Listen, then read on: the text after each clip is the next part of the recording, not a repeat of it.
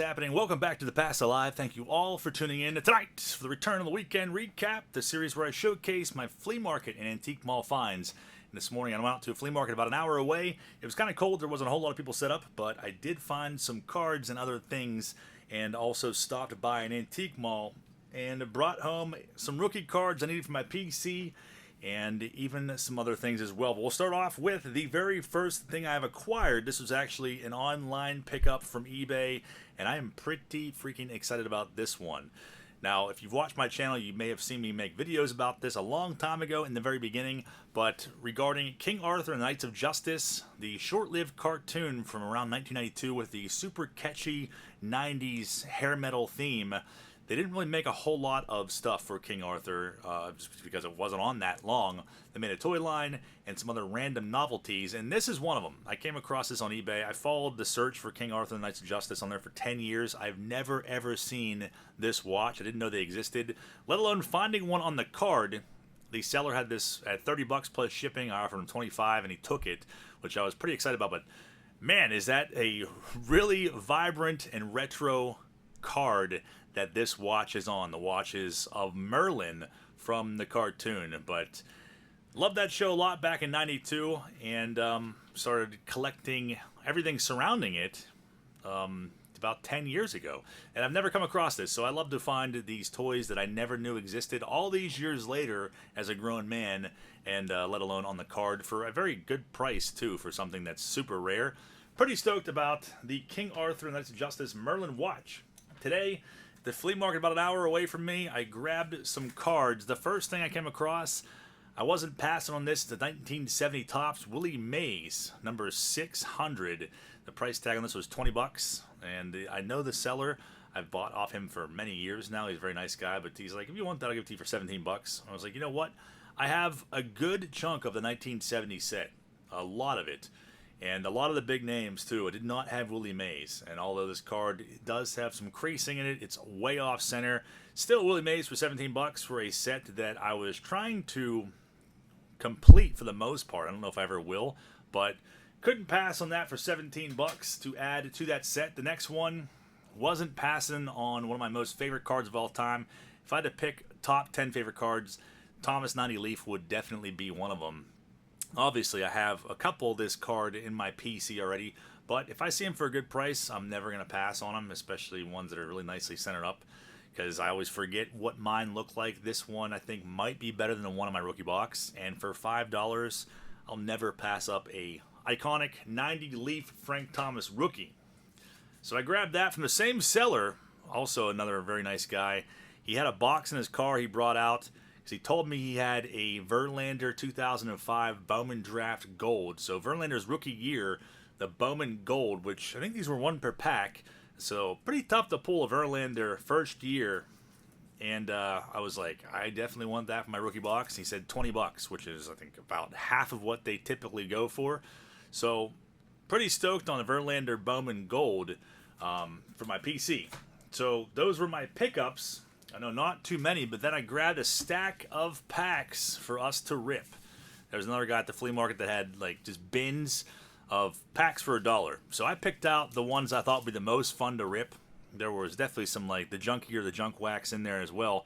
But 91 Bowman, I'll never pass on those for 50 cents, just for the chance of pulling one of those 5 Hall of Fame rookies. We got 93 Score. Chance at a Jeter rookie card in there. 95 Fleer Ultra is a fun one. I want to say I opened a box of those not that long ago on here. And also 94 Ultra Series 2. We opened a box of those, a box of each series, not too long ago either. 94 Upper Deck. I don't see random packs of these all too often. The Eastern region, love 94 Upper Deck. We have 95 Upper Deck from Series 1. That's a hobby pack with Griffey sliding in, I believe. And we have 93 Select. This is also a buck. So, chance at a Jeter and some fun.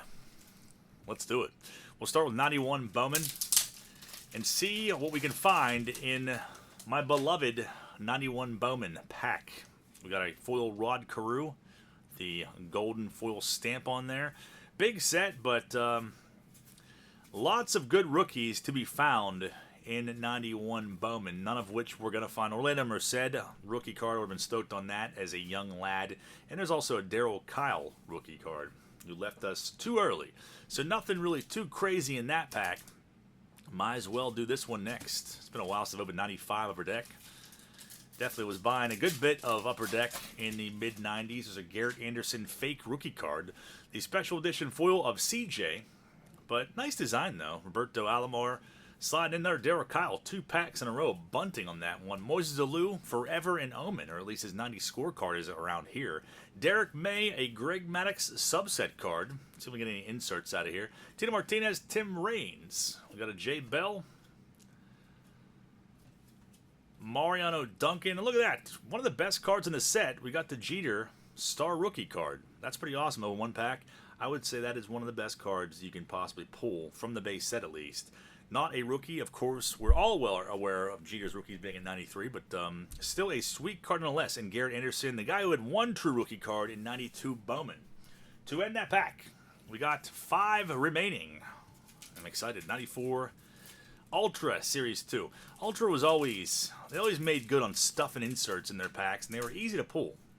Odds are from 1 in 3 packs to 1 in 37 packs. They made it pretty easy, and they were usually always pretty nice cards too, and looks like we got one already. Check that out. Of course, it's going to be Carlos Baerga, Rising Stars, but I will take it nonetheless. Very nice design this year. I like these a lot. They are sticky, but I don't think we're going to see any paper loss with these ones. Terry Mulholland starts it off. And there's a Canseco.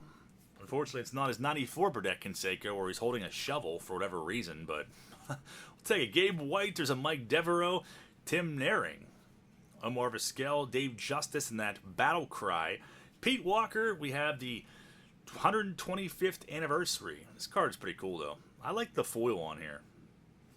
It's actual 24 karat gold, if anyone was wondering. Another Garrett Anderson fake rookie. What is with those today?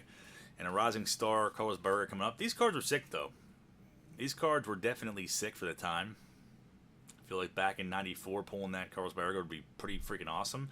But 12-card insert set, cool-looking cards. Reminds me a lot of Metal. The Metal that would come out a couple years after that. 95 Ultra Series 1 is next. You got 1 gold medallion per pack. I remember when we opened these not long ago, it was like real hard to find the gold medallions. I want to say the 96 ones were pretty freaking awesome looking. The whole card was literally gold. These are... I can't get my fingers in that tab. Jeez. Cemented together. Yeah, the 96 Ultra were a lot nicer than this release. We have some paper loss on there. Packed very tightly. Alan Trammell having the time of his life. Jose Vizcaíno. Let's see if we can have a similar luck and find an insert in here. It doesn't look like it, though. But not a great design for the time. Looks like we found an insert. 25 card set, pretty big ones. Tony Gwynn is a cool one to find, though. And, of course, first Carlos Baerga, now Darren Lewis. Could my luck be any better than those two? Brady Anderson ends that pack. And then there were 3. 293 scores, looking for Jeter, 94 per deck. I'm saving that for last because I'm excited to open that. We have this series neutral pack. Let's see if we can keep our luck going with the Jeters. Got the 95 per deck. See if we can find his rookie card. Very bland design. Greg Swindell, of course, he's going to be in there. B.J. Wallace. It's not the first time he's screwed me out of a possible Jeter rookie. We all know about that around here. Barry Bonds. I used to hate these cards as a kid. I think they were meant to appeal to kids, obviously. Never appealed to me. I just did not like them. They were stupid looking. McGuire, Matt Stairs, and Tettleton. No Jeter. Only B.J. Wallace. 93 Select. Man, these were sick when they came out. Maybe we could pull a Select Aces. I'd like to put that whole set together. The insert set. Very cool looking. I think it's much cooler than the ones they've come out with recently. Pat Mahomes. We got something. Tim Salmon, fake rookie. Could it be a Jeter or is it Shannon Stewart? Damn it, it's Benji Grigsby. I've never been so disappointed to see a Benji Grigsby in all my freaking life. I don't even remember that card being in this set, and I used to open a lot of these and have in recent years. I don't think I've ever pulled that card. So definite Mandela effect, Royce Clayton, but definitely a different design, kind of following along with 92 Fleer the year before with the green border. Blyleven, Denny Martinez, Rafael Palmeiro, Darryl Strawberry, Knobloch, and Billy Swift. Remember the JT Snow in this set was a freaking hot one back in 93, and I had it, which was even better. Let's see what we find in the Eastern region. I forget which. Upper Deck had chase cards for each region. There was a Mantle Griffey auto. I forget which one that one was in.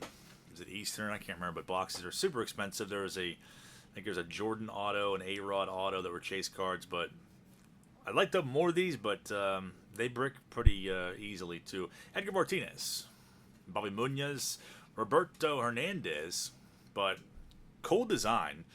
I always loved these and was definitely buying a bunch back in 94. And the Electric Diamond cards, 1 per pack, those are sick too.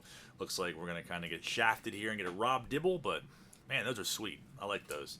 And we have the foil prospects in here as well. Tony Fernandez slide in. Scott Sanders, Sean Green.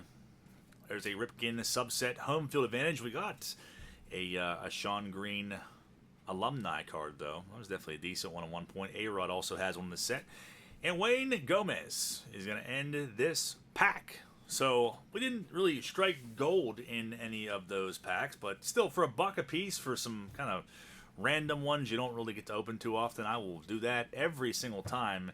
And I did take home a Jeter from it, so cool looking card, but pretty excited about these pickups. So nothing too insane, but that Verlander will be nice in the PC. I'll swap this Thomas out with the one I have, I think, and then this is going to help me get one more card closer to completing the 70 set. And drop me a comment down below. Let me know what your favorite thing that I picked up was. I'd love to hear from you guys. And hopefully we'll be back tomorrow night or the next night with some more random pack rips and debauchery. Thank you guys all for watching. Have a great rest of your weekend. I'll see you next time.